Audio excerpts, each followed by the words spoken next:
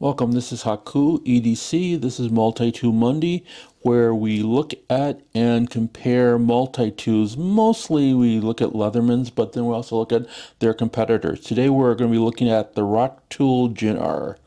It's a fairly popular tool, and there's obviously other reviews. I've had this for a little less than a month. I've used it in a couple of situations, and it's worked out. I want to tell you about the tool and what's in it. I don't remember everything, so I got a little card here, and this card tells you all the things that it does. Many people say that it reminds them of a much more popular and well-known tool. I did have a chance to compare the two a little bit, but I'm going to talk about this particular tool. This tool does come with a serrated edge and a hook that you can use for cutting rope with. It is liner locked. Generally, it's one-handed per most people, not necessarily for me because my hands are a little stiffer than most people's. It's a newer device, so it's a little bit harder to pull out because of that. These scissors are good scissors. They aren't great, but they're good. What I would tell you is that I would make sure that the scissors are locked in place before I use them as cutters, and that you may have to wiggle the scissors a little bit to have them cut properly.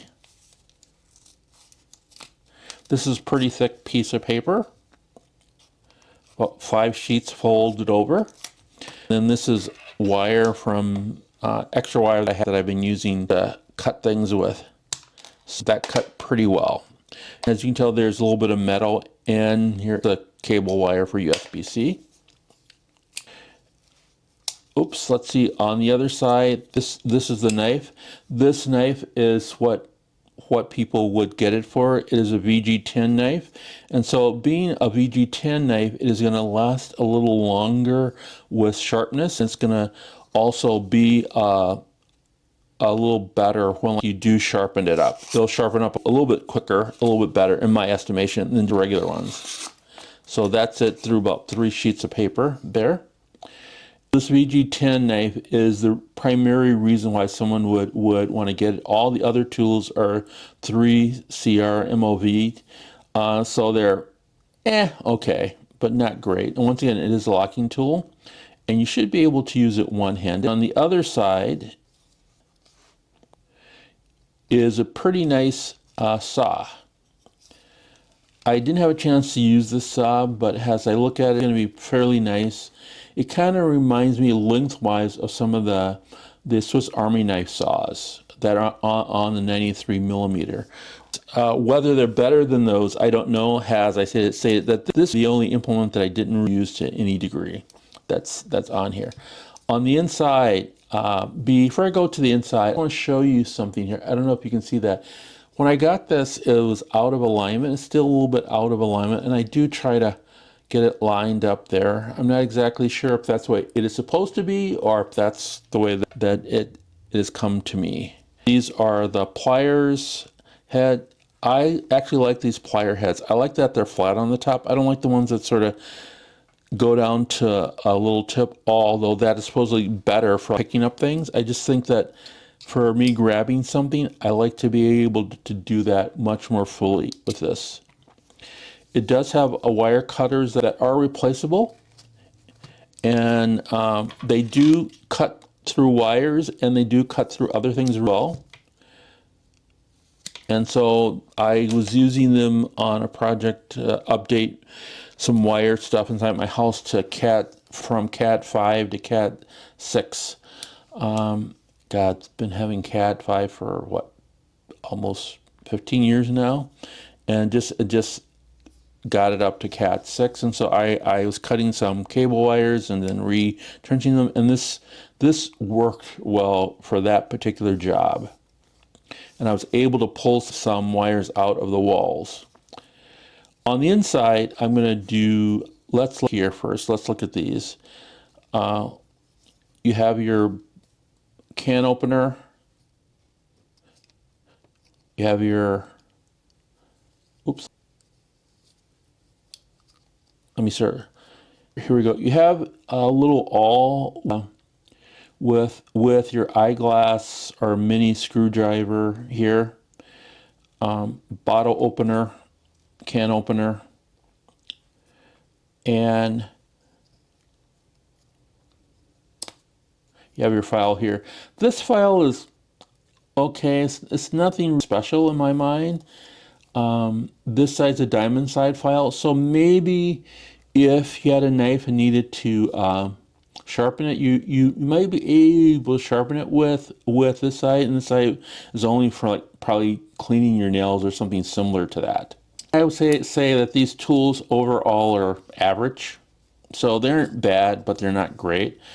Then this here seems to be one of the other reasons why people get this. People want to use a full 1/4 inch bit, and that makes a lot of sense because there are a lot of 1/4 inch bits. This one has a detent, which means you're gonna have to go, I think, to Klein or Makita make some 1/4 inch dented ones. If you want to start by using a 1/4 inch bit, you will see it goes down pretty far than normal, and then it will come out.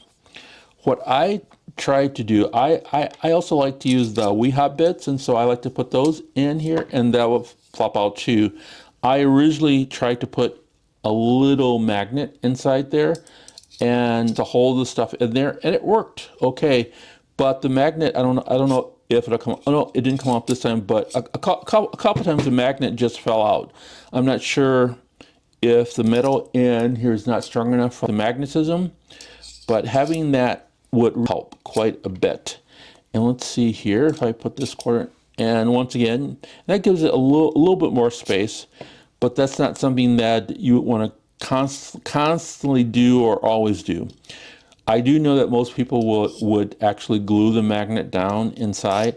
I'm not a big believer in doing that. I like to put the magnet in there to make sure that it holds.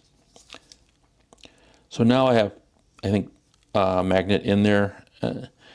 And that's the Rocktol Gen R. The one thing that I didn't mention, that it does come with a clip here so that you can put on your belt, and it comes with this pouch, which is average, which means it's good or okay.